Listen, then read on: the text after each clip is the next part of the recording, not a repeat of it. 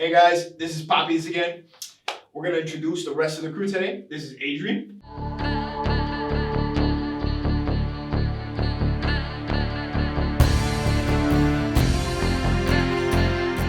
Hey, and this is Vaquero.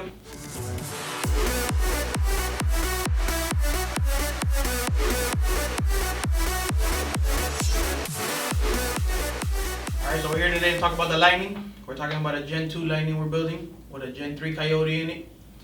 We went with twin turbos on it, 67 mils.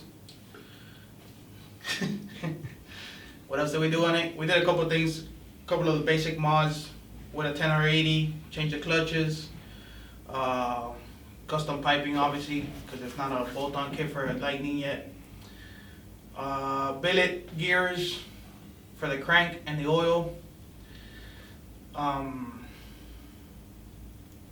Put some wide tires in the rear just to hold the power down. And What for else? that, we put the big brakes, Brembos, and we got a pretty cool fuel cell in the back, monster fuel cell.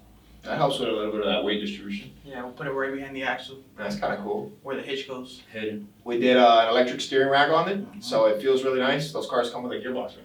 Come on, the gearbox. So we got rid of that and we did like a custom mount with an electric steering rack, so it feels nice and tight, but it's still nice and soft. And then a custom intercooler for the twin turbo setup that we did, you know, with both inlets for the turbo and a single outlet right into the, what manifold did you get? Boss 302. So just that little bit of extra power we needed. So as you can see, here's the Lightning frame, pretty much almost assembled. We got the intercooler that I was mentioning to you about with both inlets from the turbos to go in. We're gonna have a special pipe, I'll show you later on the cap, that goes directly from this intercooler straight into our Boss 302 intake manifold. We have an electric steering rack. The steering rack was actually a very kind of creative thing that we decided to come up with. We didn't want a gearbox and like some swooshy steering. We wanted a nice tight feel, but we also wanted power steering, but we didn't want to have a master cylinder that had a booster behind it. We wanted to have a nice clean master cylinder. So I went with an electric steering rack. We had to modify the frame. Most of this frame has a lot of detail. You'll see that there's details to modify the frame to accept that steering rack, detail to accept this intercooler that it can come in and out very easily, so it's nice and accessible. We did, what did we do? Two-piece rotors. There's two-piece rotors, and what brakes did we go from the front? 6 caliper Brembos. 6 caliper Brembos, guys. 6 caliper Brembos. It's a caliper on a caliper on a caliper on a caliper on a caliper. And for stopping power, we got 2-piece 15-inch rotors, Link 2, 6-piston Brembos in the front, That's nice. Did you guys do Brembos in the rear.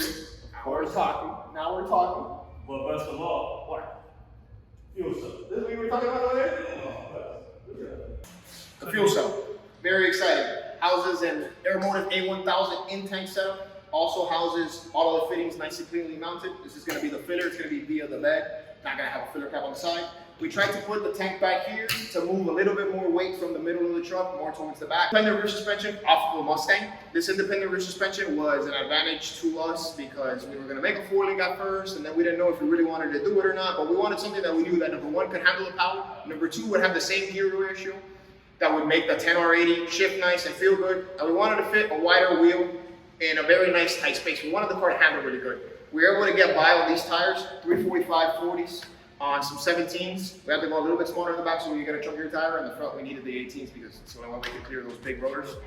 Now I'll show you the hard lines and the electrical wiring that makes it nice and detailed.